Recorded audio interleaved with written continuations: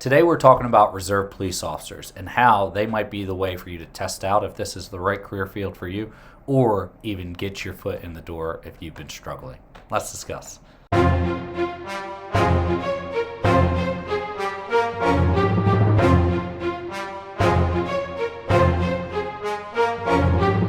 Hey, before we get started, I have two gifts in the description for you. One is the Getting Started workshop. It's going to walk you through every phase of the hiring process. Plus, there's some hidden bonuses in there I know you're going to like. Next is a coaching call with any member of my team or even myself if you'd like, where we can go over your hiring process, your career path, and success to pursuing this profession.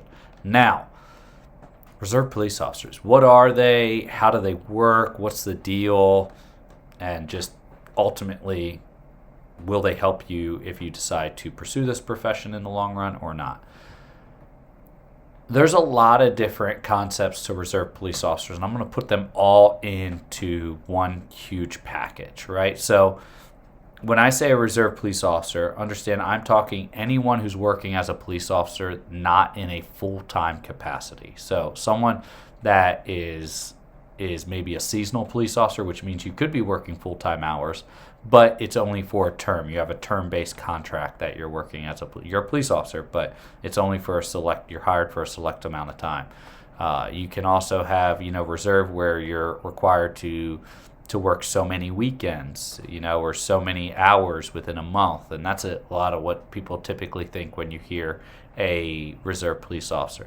You also have shore police, which are also just another type of seasonal police officers, and where you can find these. Okay, so let's kind of unpack this, right? So let's look at a seasonal police officer. What a seasonal police officer is let's take a shore town or, a beach town where they have a lot of tourism and they don't need full-time staffing for it. They only need staffing during certain times of the year, usually the summer. Usually you'll start in September and end in October or something along those lines, right? I'm sorry, not in September. You'll start in April and end in September or October, something along those lines, something along the busy season. The national parks, this is a really good one for law enforcement. If you want to become a seasonal law enforcement officer with the National Park Service, you can go in, now with the National Park Service, little side note, you actually would have to self-sponsor through the seasonal law enforcement training program, and there's 4 of those listed all over the nation. So, but that's the same concept, right? You would apply, you'd get hired on for a season. Well, this starts building your experience, and it's a real long. You have arrest authority. You have you're sworn in. You have full authority on that time. It's just you're not a full-time law enforcement officer, right? Now, for the Park Service, it's that aspect, right? That's federal. Now, going on over to state or local, right? A lot of local police that are in a beach town, right, or a seasonal town that has a lot of tourism, we'll so say, or a lot of activity during a certain point of time. They'll hire either a seasonal or a reserve officer to fill that need, right? That requirement. Now, what comes with that? Are you getting paid? A lot of times, yes. Sometimes there's some volunteer position, but most of the time you're a paid employee. Now, a lot of times with seasonal or reserve officer, you're not building any time in grade, which means you're not actually working towards retirement or anything. Your years of service don't count towards I shouldn't say your years. Your times in service don't count towards a retirement or towards a salary increase or anything like that, with some caveats. It's not all the time, right? These are not blanket statements, right? So they count in time towards grade for certain aspects and not for others, right? But pretty much you wouldn't be able to say or claim that you've worked full-time as a law enforcement officer with certain contexts, right? So much specific things here, right? Take seasonal law enforcement in the Park Service, right? If I did 2 seasons as a GS5, right, and that gave me a year service as GS5, I could apply to a seasonal position as a GS7 or apply to a full-time law enforcement position as a GS7. That aspect. But none of those years or none of that time would count towards my retirement or towards my total years in service that would get me off probationary status, right? Because you still, in federal law enforcement in that aspect, I'd still have to have 3 years in service to be considered a permanent employee. Just a lot of context and stuff like that. Now, jumping back to a seasonal position with a local organization or a local department, a lot of times you're looking at beach towns, you're looking at areas high tourism, and they want someone in there. And a lot of times you're going to go through an abridged academy. You're not going to go through a full academy. So you'll get certain status, and you could have, a seasonal type 1, a seasonal type 2. Sometimes certain, depending on what state you're in, some individuals have, detention authority, but they don't have arrest authority. Some individuals will carry firearms, some will not. And it's convoluted. And I don't necessarily agree with all of it, but typically just think of it as most of the time, you're a sworn law enforcement officer with limited status. You might have to be working with a partner or something like that. You do go through some level of training, although sometimes it's not a full academy. A lot of times it's not a full academy. And that's the way it works a lot for local.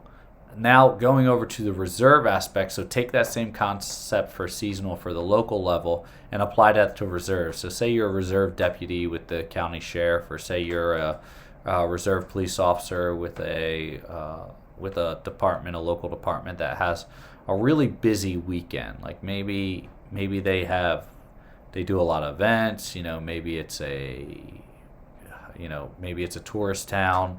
Whatever, they get a huge influx in weekend stuff. They'll want to bring in other law enforcement for the weekend, but they don't want to keep burning out their full-time staff because they know this is going to happen all the time. So then what they'll do is they'll put out a position for a reserve police officer. Once again, same criteria. Some of them might send you through the academy, and if you find a reserve police position that sends you through the academy, I would jump on it, right? If you're still trying to get in full time, but they'll send you through a full sworn police academy, I would jump on that, because then you get your status, and usually it's paid for, right? So you'll get your full sworn status, and then other departments would be willing to steal you away in a heartbeat because you have a little bit of experience as a officer, as a reserve police officer, and you're fully commissioned. I would jump on that. For the ones that don't, they'll still jump on you, or you can even get your department. A lot of times these departments that hire you as a reserve, they're going to want first dibs on you when they have an open billet or an open academy coming up, because they're going to see that you've worked really well. Now that caveat does apply. If you're not doing good work as a reserve officer, they're going to tell everyone, right? So if someone calls them, hey, I'm calling in to check on Frank, I see he's a reserve deputy or reserve police officer with you guys. Yeah, I mean, he's all right. He does okay. He doesn't get in trouble, but he doesn't get out there and do anything, or he meets the bare minimum, right? That's going to look bad to a department that's looking to hire you full time, right? So it has pros and cons, right? Nothing's perfect, but it does give you the actual experience to sit out there and say, hey, I've done the job. I know what it entails. I know I want to do this full time for a profession.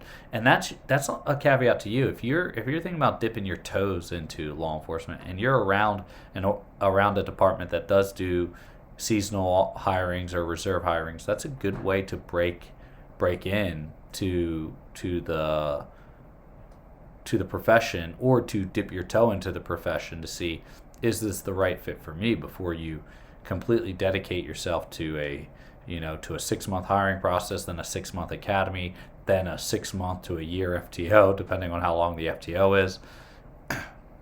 I would, it's a lot of investment. Now, for what it means for you is you're getting the experience, you're getting paid, right? Hopefully you're getting an academy. If that's I would jump on that. If not, you're getting some type of training and knowledge. That's always going to be there for you. You're always going to be able to fall back on that, especially if you decide to apply to a full-time position anywhere else, or even with the department, that you're a reserve officer with. Now, the downside to it that it could be for you is it requires some level of commitment commitment. If you're doing a seasonal position, usually that's full time. So I know a lot of law enforcement park rangers that will work seasonal law enforcement in the summer, right, while they're trying to apply for permanent status, and then maybe go work EMS, contract EMS in the off season, or go work at ski slopes doing ski patrol or something during the off season and things like that. It's a lot of relocating. It can be hard on a family. It's a lot, because what they do is they chase the paying jobs around. Now, there are very few, but you're all competing for them. Winter seasonals a lot of times. So that's one aspect, right, where you're getting full-time pay and everything along those lines. For a reserve, that's not necessarily the case, but you do have to do so many hours a month, right? So if you're a reserve deputy or a reserve officer and you want to go on family vacation, but you haven't got your hours in this month, or they call you and say, hey, we have a big 4th of July thing going on this weekend. We need all reserve deputies or all reserve officers to come in and work, and you're saying, oh, I'm out of town on vacation. That's not gonna look good, right? They're not gonna hold it against you, but they're gonna be like, hey, this is what we hired you for, right? This is why we gave you this reserve position, knowing that you would have to work these busy times. So once again, nothing's perfect, but it is a good way to break into the profession and to experience the profession, to get some real experience. I have seen some reserve deputy positions not send individuals through a full academy. A lot of times they have to work they're partnered with a full-time officer, right? They might not be assigned to the same officer every time, but they're there as a secondary officer, and they have to work with a full-time sworn officer. Other times I see bridged academies and things like that, but yeah, it's great experience. It really is. It is a great way to break in. Like I said, for seasonal positions, you're more sworn full law enforcement. For reserve police, same thing. Usually you're sworn law enforcement, as long as you've went through a full academy, and you have all the same authorities. You have detention and arrest powers. You have the ability to cite individuals for violations of law. You have the ability to do preliminary investigations, right? Not, detectives and investigators do full investigations, but preliminary investigations are done by usually uniform patrol. So it is a good option if that's an option for you. Now, these are not all over, the United States, right? These positions aren't everywhere, so only certain areas tend to have them. And if you're traveling for these positions and have a family, I've seen that be kind of rough on family, because it's hard to kind of put down roots. But if it is an option for you and it does meet your needs, it's a great option.